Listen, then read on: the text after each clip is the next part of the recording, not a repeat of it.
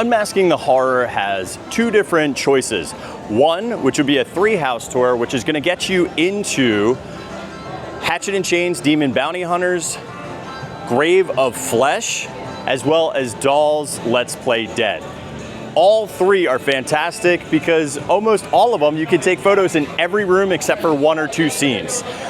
The other thing that's great about this is it allows you to get a feel for what the houses look like without all of the scares, meaning there's no scare actors, there's no spooky music, no spooky sounds, but you can see the props and you get the backstory that you might miss when you're going through the houses, which I think makes it a much more rich environment for somebody who's never done this before. So when you get inside this, you come up this staircase and you're greeted already with some props from last year. If you guys remember from Torture Fair, the Queen, dude, come on, stop. I've been on one of these tours. They actually are going to give you a lanyard, and then they give you one of these personal listening devices. You can bring your own headphones, but they have to be a 3.5 millimeter. No wireless, no Bluetooth. And then the button for this year, this actually specifically says the 3-house tour. It says Unmasking the Horror 2025. We're heading through. We got to go through the scare zones, and then we head into our first house. Here's the backstory for Hatchet and Chains Demon Bounty Hunters. As we walk up to the house, you'll notice that we see a post office for the Pony Express. There's also a well with a couple of different victims here and a horse, more horses to come in the future. But we also see, for the first time in a long time at HHN, a scare actor out in the front facade. This is Granny Haggerty, who despises what is being done in her local town where they are building a train. And she does not like the modernization of her town. She does not want this train here or the people that it'll bring in to build. So as a result, she splits her tongue and curses with blood on the ground for demons to stop the creation of this train station. So the first scene we're going to walk into is this Pony Express post office scene. And you'll notice that we are being forced into this area where we will meet Hatchet, who is a demon bounty hunter, and Chains, who is a human bounty hunter, who are trying to collect the bounties on these lava demons that we will see in the house that Granny Haggerty brought forth. So the demons want to use the train to spread their evil all across the United States. As a result, these demons are not spiritual. They are very much physical beings that will literally crawl inside your body and into you, and that's what makes you a flesh container. It's a very violent process, and the human's flesh will eventually break down as the possessions are inside their body for longer and longer. If we noticed in this male area, there is some letters on the top. You'll see Mr. Carver. You'll see Mr. Carver, which is for Pumpkin Guts. You'll see Jack Schmidt, which is Jack the Clown. You'll see D. Oddfellow for Dr. Oddfellow. You'll also see Kane and Cindy Kane, which are going to be for Albert and Cindy Kane, which is going to be the caretaker and his daughter. So a bunch of different horror icons have been hidden inside these letters. And then there's also the creative team is on the left-hand side. There are letters written out to 1,000 Old Universal. So the Old Universal is technically the North Campus of Universal versus the South Campus, which is where like Universe and whatnot. When people think about the North Campus of Universal is Old Universal now. When people used to mail letters, they would use horseback to bring them around, hence why it was called the Pony Express. However, the ponies would have to be replaced from time to time. You will notice that we get lots of puppets within this house, and those puppets are, right now we start seeing some of the demon horses, and this one in particular is ridden by Hatchet, the demon bounty hunter. Now, all the horses have their own individual names, and it's typically after the creative's pets, which I thought was really cute and fun. There also are bunk beds where the riders of the Pony Express would sit and stand or stay overnight. There's lots of black lights, and you're going to see lots of this demon lava like within this house. And Hatchet's demon steed, which is a puppet. We also see Thunder the Pomeranian, who's been throughout all of the houses. There's a little bit of lore behind him, but for another day. And as you see this scare actor, there's actually going to be somebody putting their hands through his mouth, which is super creepy. Scare actors are going to be used for double scares in this section as we head into a bank. We're going to walk past some wanted posters with some creative team members, Cameron and gray are on there. Photograph in this next room, but we find out our horror icon hidden creature, and it ends up being a lizard. And this one's a little tiny bearded dragon with some stripes on his back. And we also see a hangman's like area and some gallows where there's some twitchers, aka animatronics that are gonna wiggle and jiggle and kind of out. And then there's lots of like and severed limbs and stuff in here. There's also a horned demon in this section. Now, what's interesting about these different corpses that we see throughout the house is that they are actually stored in what they call a morgue, and the characters are in a giant catalog called the Book of the Dead. And they take in their condition when they are first admitted into the morgue and taken out of the morgue, so that way each year the creative teams know what actual physical corpses they have and where they can use them and what do they look like before and after use each season. In the next scene, we're going to go into an undertaker scene, and there's going to be a coffin boo hole. Also notice that there is a character, man, who is sitting in an open casket, and he has little coins on his eyes. Well, that's to pay the ferrymen for the river Styx that will take them over and pay their passage into the afterlife. Also, fun fact about the West is they used to put those coins on there because rigor mortis would sometimes open your eyeballs. So they don't want, obviously, people at a funeral to have to see somebody's loved one's eyes open while they have ceased or since they've moved on. There's also going to be a banger coffin here that's rattling chains and literally smacking against it. We're also starting to ramp up to go into a graveyard. It's in like a cemetery, and it is also a schoolhouse. And this is where we get the Wendy special, which is a lighting effect where you just use regular lights and you spray it with foam, and then it gives this like real cool emanating light source. And there's also plexiglass there, so we think there's going to be a lighting actually one of these demons has gone subterranean as they've possessed someone dead and are going to pop up through the schoolhouse through the floor to escape Hatchet and Chains. There are going to be a lot of gnats, aka non-actor triggers, which means that they are timed or randomized, and they're going to coexist with the bullet holes that we see within this room. And you'll see smoke, you'll see lights, and you'll get sounds from all of those things. And there's going to be lots of auditory in here.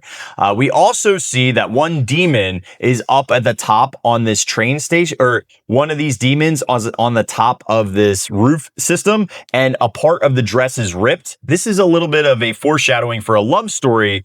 This woman is named Abigail, and we will see her lover a little bit later on. But we're about to head into a cat house, so you'll notice that there's a little cat bell icon, aka a brothel.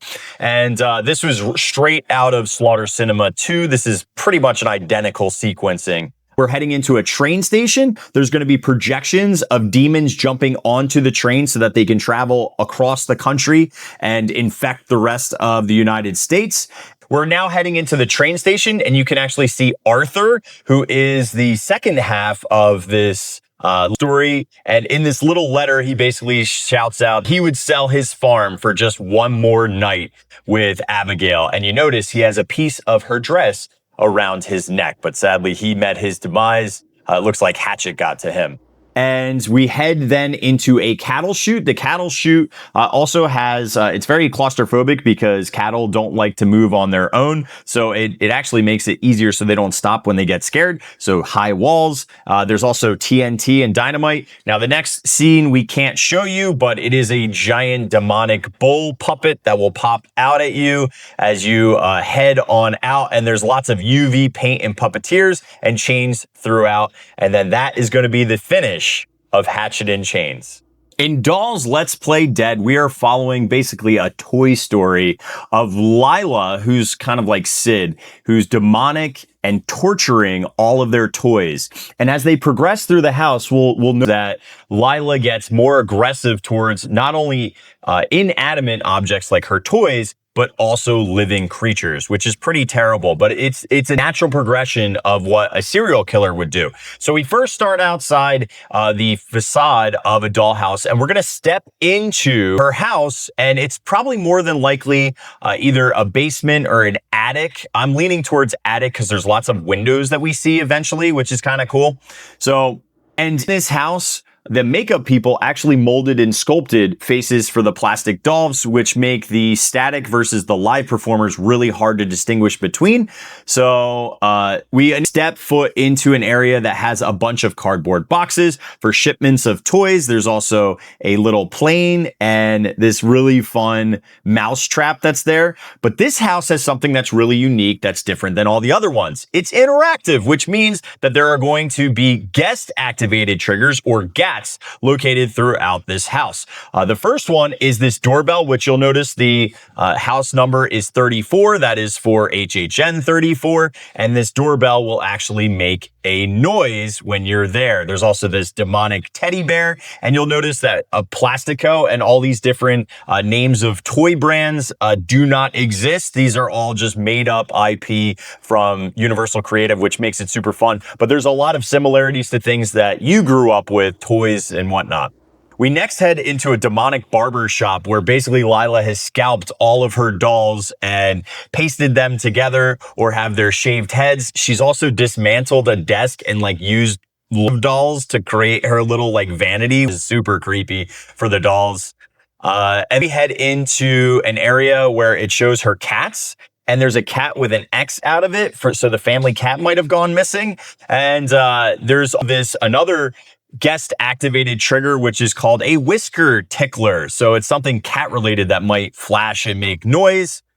Then we head into the arts and crafts room. This room is, think of that Lila has recreated using heavy duty yarn. So we see that right above this bed area. And fun fact for those who love HHN, you see a Jack the Clown bedspread that is on here. And then there's lots of dolls that are up against the walls using this heavy yarn, just similar to the way a spider would put things like its victims up in the web. So there's lots of these dolls on the walls. We also see in the center of this room a spider character that she has created and kind of with buttons and pins and lots of different craft. There's also going to be a video projection in the next room that we start seeing Lila burning things. So we're going to see lots of dolls that are melted and dismembered and disfigured because of her using flames. So again, we're progressively getting worse into the dolls and inanimate objects. We're also going to see a mask or a doll wearing a mask made of different doll parts and pieces as a scare actor. And then this is a really fun one. We're going to walk into what would be an easy bake oven. So we go into this oven. It's a piece of cake oven. There are melted dolls, and you can see on the top of this, they're going to use some heating elements, and the top will glow nice and red and LED, so you'll feel like you're being cooked in this oven by the heat guns. Next, we head to an area that has the bed for Lila's room. And this is where we see another lizard being hidden, and it's up right-hand side if you're going into this area. And it's just kind of so again, these are the specific in every single house you will see hidden lizards. And that is the creature for this year's HHN. Now, when we go underneath the foot of the bed, we'll see a baby camera, which is representative for from Universal named Cameron, who worked on this house. There's also a math book. There's strikeout matches. There's also baby heads. There's a hose in the Wi-Fi thing's mouth, and that's actually gonna doing some air. But above us is water dripping, and now we don't really know why this drip line exists, except for maybe Lila wets the bed, possibly, which is, I know, super creepy and weird. But apparently, psychopaths / serial killers, that's a very common element in is that they also wet the bed. There will be a scare actor under the bed that has many doll pieces and multiple heads coming out from behind the camera. And there's going to be a doll here with tons of bits and pieces. Next, head to, there's all a two doll damned. There's this giant baby head that's going to be used as a puppet. We're going to head into one last dollhouse, and Lila is seen electrocuting some sort of amalgamation, a man and a bear, and you see there's and batteries placed on there. There's also into the next scene, which I can't show you, there's also BuzzCon batteries in here. Next, we're going to head into a tea party scene, which is going to have a bunch of nasty, creepy creatures that are all, again, bits and pieces of her dolls. And then there is, though, sadly, a with its head missing, and then like a trail, and a rat head will be a big puppet. And then we'll see another projection of Lila placing a character, and it's like inside this dinosaur wrapping, but the character has knives for hands. So we're going to see them place it kind of similar to the Goblin's Feast house with the big old troll, and it'll give you a sense of scale and like how we are, because we're the size of a doll in this house. And then lastly, we're going to see this Colonel Cannon toy who has like a burn arm, and he's elevated a little bit. So it's going to be super creepy because we're going to feel really. And then last, we head into the Toot Toots area, which has this duck, which is going to hang up and down. And then Mrs. Potty is going to pop out. But that duck doesn't have a name. So if you want to name it, we need to create some lore as guests. I'm leaning towards Buttons or Webby, but I'm leaning towards Buttons. I think that's a good name. And then the last house that we went into is Grave of Flesh. Now this one's unique because the queue is actually going to be inside the soundstage. Usually this soundstage has 2 houses within it. That is not going to be the case this year. So on the backside will be where the queue space is because of all the construction from Rip Ride Rockit. We are entering into the Howlmouth Cemetery to answer the age-old question of what happens when you die. As no one knows, but HHN is going to attempt to answer that question.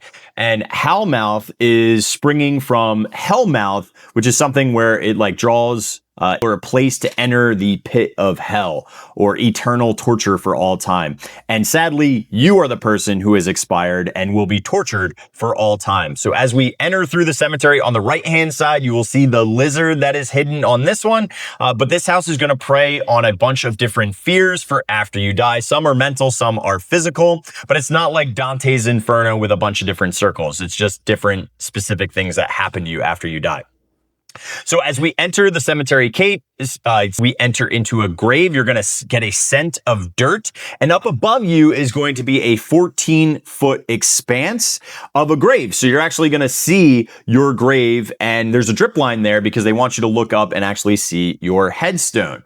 The grave says something like deep peace, and it might be raining or it might be people crying over you. I don't know what the sound's going to be, so that'll be interesting to see. Now, we can't show the next sequence, but we head through a tunnel of roots and dirt, and there's all these like little boo holes filled with skeletons that are kind of like their wooden coffins. There's also supposedly some mutated moles, but I didn't see them when I was in there. And there's also skeletons trying to like crawl out of their areas. And there's also some pod creatures and some pods that have like different holes in their structure, and they'll start to glow as well. So I guess like one of the fears is being like entombed, encapsulated. There's also a scrim with skeletons with real earth tones here, and they're going to use that to illuminate and have a jump scare that's behind this scrim because you won't see it until the lighting goes off and they illuminate it from the back. There also are lots of stuff in face. It could be tiny little strings, ropes. Later on, we're going to actually see intestines in one area. But that's also, fun fact randomly, is just all the pathways have to be 48 inches. And when they scare here, they have to scare forward, meaning they don't want it to come towards you, because if they go towards you, you back up. They want you to kind of go so that you can continue through a path. So also next, we head into a turntable that moves, that's grinding skeletons. So you'll see like what to bones so that you can recycle. We head to like a machine that's grinding, and it's like and there's going to be a lights off area and lots of strobes, so you're not going to know what's hitting you at first with your SIF, your stuff in face, until those strobes go on. And it's very tight in this room. It's very scary. It's like you transfer it out of like a natural realm into a very unnatural machine. And so it's like grinding you up in there. The intestines are in there. And then we head to this like weird staircase. There's multiple endless staircases with like goo, and it messes with your senses of like, there's no way out, there's no escape. So you feel very trapped and a little bit claustrophobic. There's all these like blank walls. There's also a Grommel scare, which is using a mirror to disorient you, and then a scare actor gets you from another sequenced area. And then one of the last rooms is going to be this more suffocating room where there's a bag, and breathed in, it would feel like it's covering you almost like saran wrap. That's the vibe they're going for here. There's lots of different folks have been wrapped up is the best way I could put it. There's also going to be a scare actor that's elevated on a platform that's going to be very whimsical. Think lots of wind noises and movement in this to give you that feeling of being like trapped and encapsulated. And then lastly, you go through a tunnel of roots with a bunch of skeletons with glowing eyes. And yeah, that's the way that one ends. I honestly, out of all the three, this is just an opinion. Out of all the three, I thought Dolls was going to be the weakest one and Graves was going to be the best one. And I feel like I flip-flopped that completely. I think Dolls is actually the most interesting of them.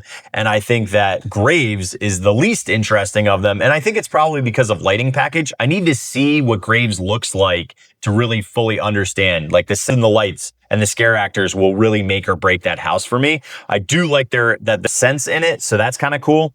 They talk about scents in the other two houses, but I'm sure they'll have them in different places. Highly recommend if you are afraid or you just want to learn more, this is the spot to do it and do the unmasking tour. The tour guides are amazing, and thank you so much, UO team members, for just absolutely crushing this year. And I can't wait to explore this in the fog. I'll see you guys soon.